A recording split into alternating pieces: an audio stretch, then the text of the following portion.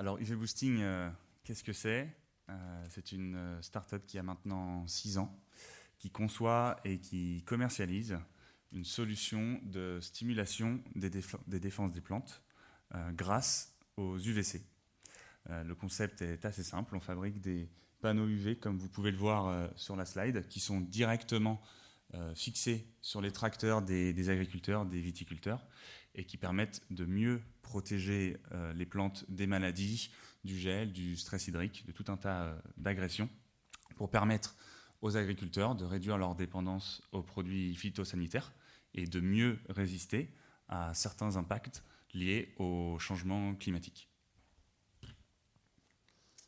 Alors je reviens en quelques mots sur l'origine du V-Boosting, puisque je pense que ça illustre pas mal certains thèmes qui ont été abordés jusqu'à maintenant. Le V-Boosting est né de la recherche de l'Université d'Avignon, de deux professeurs qui ont découvert le procédé au cœur du V-Boosting, qui se sont ensuite associés à un startup studio français qui s'appelle TechnoFounders et qui a pour mission, qui s'est donné la mission de commercialiser des innovations issues de la recherche publique française, issues d'universités, issues du CNRS ou de divers centres de recherche. Et nous avons également été aidés en cela par la SAT Sud-Est, qui a financé, avant la création du V-Boosting, un programme de maturation pour vérifier que voilà, l'idée scientifique qu'il y avait à la base du V-Boosting, qui était toujours au sein de l'université, avait la capacité de se transformer en une start-up, ce qui est le cas maintenant.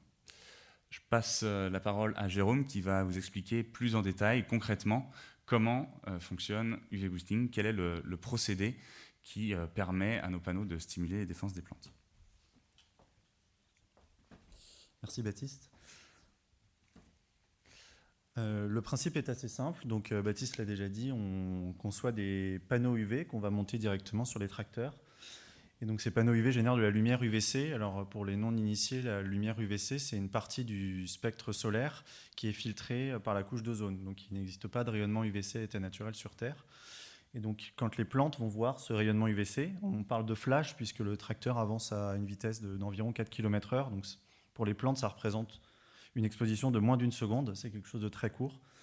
L'exposition à ces flashs d'UVC va déclencher un pic de production d'une hormone qui s'appelle l'acide salicylique, qui est une hormone messagère universelle dans les plantes, qui est responsable une des principales composantes de leur système immunitaire. Et donc, en passant régulièrement les machines que l'on conçoit, on va en fait entraîner la plante à activer ses défenses immunitaires et donc à réagir plus rapidement aux différents stress de son environnement, que ce soit les maladies ou ce qu'on appelle les stress abiotiques, donc les stress qui ne sont pas des maladies. Et donc là, grâce à ça, les effets concrets pour les agriculteurs, quels qu'ils soient, puisque c'est comme je le disais, l'acide salicylique, c'est une hormone universelle, et donc UV Boosting a déjà testé son procédé au moins au stade expérimental sur déjà une vingtaine de cultures, et on a toujours observé des effets significatifs. Pour la partie maladie fongique, pour donner des exemples, le mildiou ou l'oïdium, on arrive à réduire la quantité de maladies de 50%. Donc ça va permettre soit de combattre la maladie plus efficacement dans des années où il y a une forte pression, ce qui se pressent d'ailleurs cette année avec des fortes précipitations ces derniers jours, dans le milieu viticole par exemple. Ou bien à des viticulteurs de se convertir à l'agriculture biologique, puisque souvent quand on passe d'une agriculture conventionnelle à une agriculture biologique, on perd en quelque sorte des armes pour lutter contre la maladie. Et donc nous, on vient apporter aux viticulteurs ou à l'agriculteur une arme supplémentaire. Et puis d'autres vont réduire encore leur dose. Ça va leur permettre de faire des économies et de sauter des traitements. Et donc on s'inscrit pleinement dans une agriculture plus vertueuse à ce niveau-là. Le deuxième volet qui est lié on parle de changement climatique. On voit une multiplication des événements climatiques extrêmes. Chaque année, maintenant ou presque, les gelées font parler d'elles dans les médias avec ces images des viticulteurs ou des arboriculteurs qui pulvérisent de l'eau pour protéger leur culture, qui mettent des bras zéro, des hélicoptères, etc. UV Boosting permet de réduire, grâce à sa stimulation UV, les dégâts liés au gel de 20 à 40%. Et donc ça, pour un agriculteur, ça peut faire une différence énorme. Et sur le volet sécheresse, c'est pareil. L'an dernier, par exemple, la sécheresse a fait part des ailes et cette année nous montre que c'est sans doute pas fini.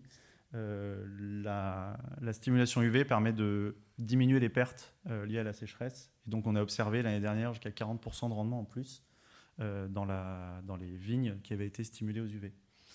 Un dernier effet qu'on quantifie et qui s'inscrit pleinement dans ce qui est démontré dans la littérature scientifique au niveau universitaire, c'est l'amélioration de la nutrition des plantes et donc leur capacité à absorber les nutriments du sol. On voit des plantes plus saines, plus vertes, avec un feuillage plus abondant. Et donc tout ça contribue en fait à rendre l'agriculture plus résiliente. Et je vais laisser Baptiste reprendre la parole pour parler des exemples concrets de ce que représente notre société aujourd'hui. On a un petit peu parlé de réindustrialisation.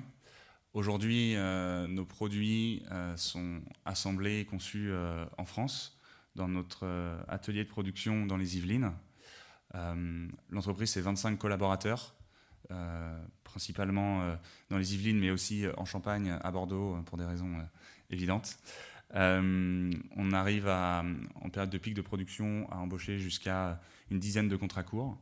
On a 3 brevets déposés en propre, en plus du brevet initial de l'Université d'Avignon qu'on exploite. C'est 500 mètres carrés de production que j'espère voir grandir très rapidement dans les prochaines années. Et également 500 mètres carrés de serre expérimentale, toujours sur notre site principal des Yvelines. Et évidemment, pour conclure cette présentation, l'enjeu de la production en France reste très, très important pour nous. On a vraiment à cœur de continuer à assembler, à produire nos équipements en France et pas seulement avoir l'activité de recherche et une activité de commercialisation. Mais aujourd'hui, on voit que sur l'ensemble de notre chaîne d'approvisionnement, c'est compliqué sur certains composants de se fournir en France. Que ce soit pour des questions de coût, si on veut rester compétitif et avoir un produit abordable pour les viticulteurs, on ne peut pas se permettre parfois de se fournir auprès d'industriels français, et parfois tout simplement parce que les fournisseurs français n'existent pas ou n'existent plus.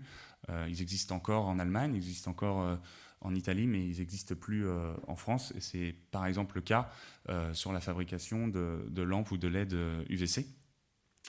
Un deuxième élément, et là on en a également beaucoup parlé, un deuxième enjeu pour nous, c'est de recruter des talents, notamment sur des profils de techniciens, d'ingénieurs expérimentés, très qualifiés.